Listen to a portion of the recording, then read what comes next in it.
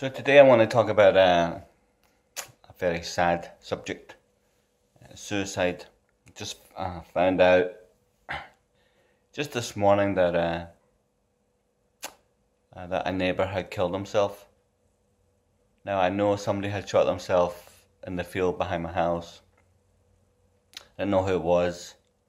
I found out this morning who it was.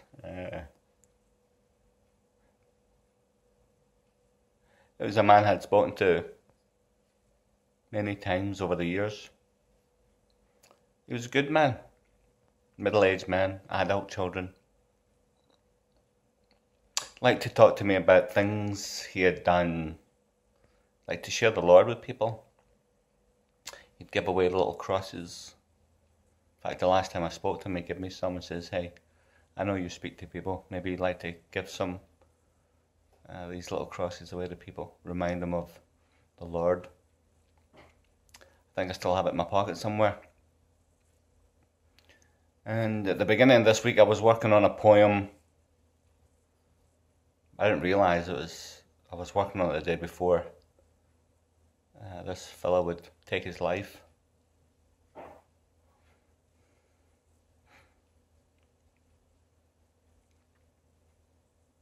It's such a dark subject.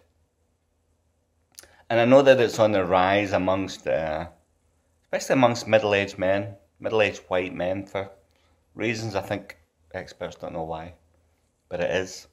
And so, before I read this poem that I'd written earlier on, and it's about my own struggles with this very issue prior to becoming a Christian,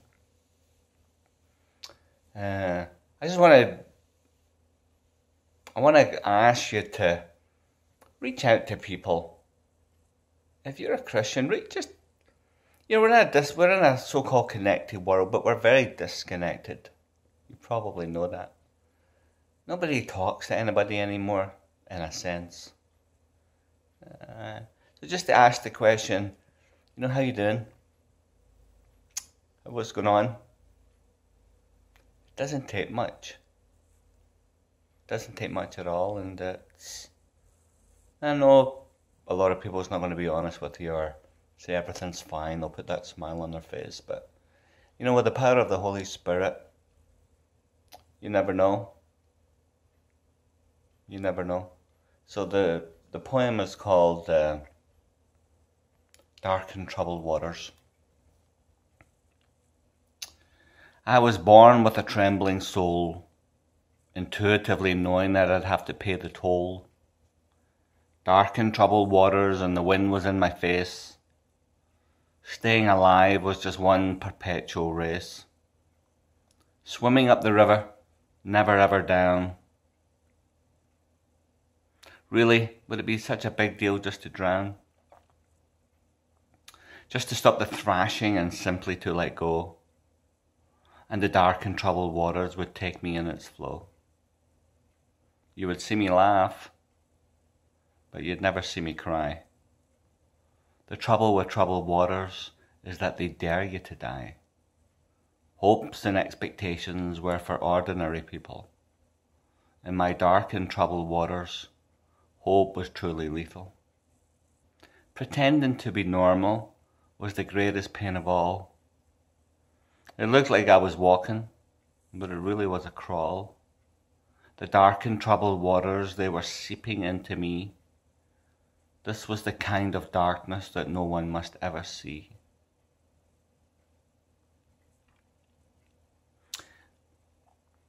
It was the bottom of a bottle, or sex, or then a roach, in no particular order. This was my approach. And all the while the waters rise, trying to pull you down. Any light that was left receding as the darkness gathered round. Darkened, troubled waters and a trembling soul. The man in dark was coming, and he was coming for his toll. I looked around and I found myself at the bottom of a bottomless pit.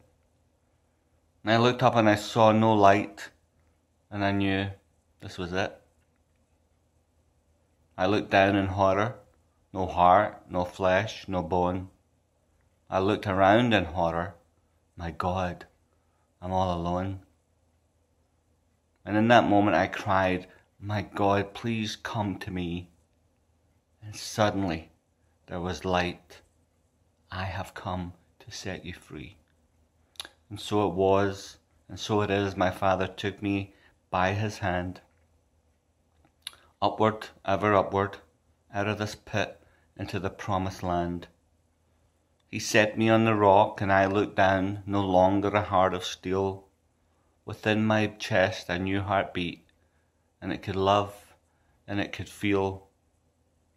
If you swim in troubled waters, and there's nowhere left to go, there's no more fight, you've given up, and you're carried by its flow, there is a hand that reaches down, and he will make you whole. For the hand belongs to the Son of God. He's already paid the toll.